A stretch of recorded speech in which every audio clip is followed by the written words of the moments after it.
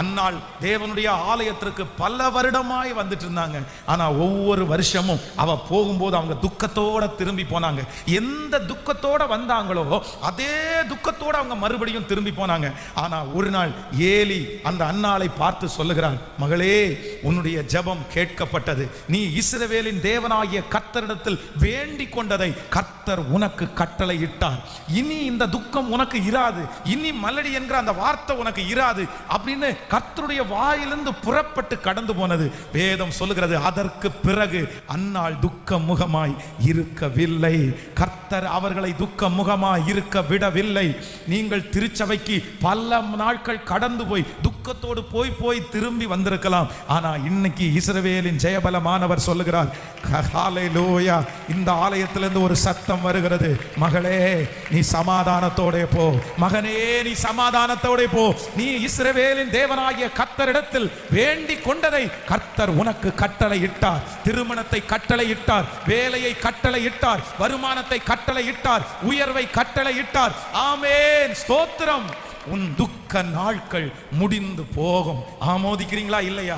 தாயார்களை பார்த்து கர்த்தர் சொல்லுகிறார், நான் துக்கத்தோடு என் மரணத்திற்கு போவேனோ என்று நீங்க நினைக்கலாம். இல்ல, ஆண்டவர் இந்த பூமியில உங்க துக்கத்தை முடிச்சிட்டு உங்களை சந்தோஷமாய் கர்த்தர் வழி அனுப்ப போறாரு. விசுவாசிக்கிறீர்களா இல்லையா?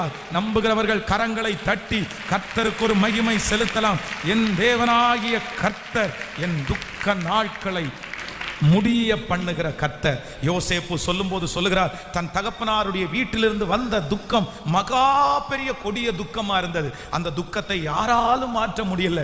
ஆனா அவன் உயர்கிறான், பதவியில வருகிறான். அப்ப கூட அந்த துக்கம் மாறவே இல்லை.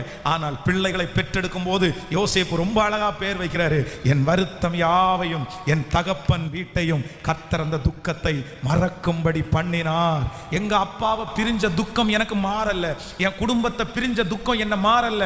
ஆனா கர்த்தர் இன்னைக்கு இங்கே என்ன ஆசீர்வதித்து என் துக்கத்தை மறக்கும்படி பண்ணினார். நான் விசுவாசிக்கிறேன், இந்த சத்தத்தை கேட்கிற நீங்களும் ஒரு நாள் சொல்லுவீர்கள், என்னுடைய துக்கத்தை கர்த்தர் மறக்கும்படி பண்ணினார். ஆமென் சொல்லுங்கள். உங்கள் சரீரத்தை குறித்த வியாதியா இருக்கிறீர்கள் அல்லவா, அதை நினைத்தால் துக்கம் வருகிறது அல்லவா. எனக்கு இந்த வயசுலயே இப்படி வந்துருச்சா, எனக்கு இந்த நாளிலே இப்படி வந்துருச்சா, இனியும் நான் என்னென்ன பார்க்கணும், என்னென்ன செய்யணும், ஆனா என்னுடைய பலவீனம் இவ்வளவு வந்துருச்சே. ஆனா கர்த்தர் சொல்கிறார், இல்லை, நீங்கள் பலத்தின் மேல் பலன் அடைந்து உங்களுக்கு கொடுக்கப்பட்டிருக்கிற எல்லா பொறுப்புகளையும் நிறைவேற்றுகிற அளவிற்கு கர்த்தருடைய கரம் உங்களை விட்டு மாறாது. உன் துக்க நாட்களை முடிய பண்ணுகிற கர்த்தர், ஓ அந்த துக்க நாட்கள் சீக்கிரமாய் முடியும், அந்த துக்க நாட்கள் சீக்கிரமாய் முடியும். ஆமென்.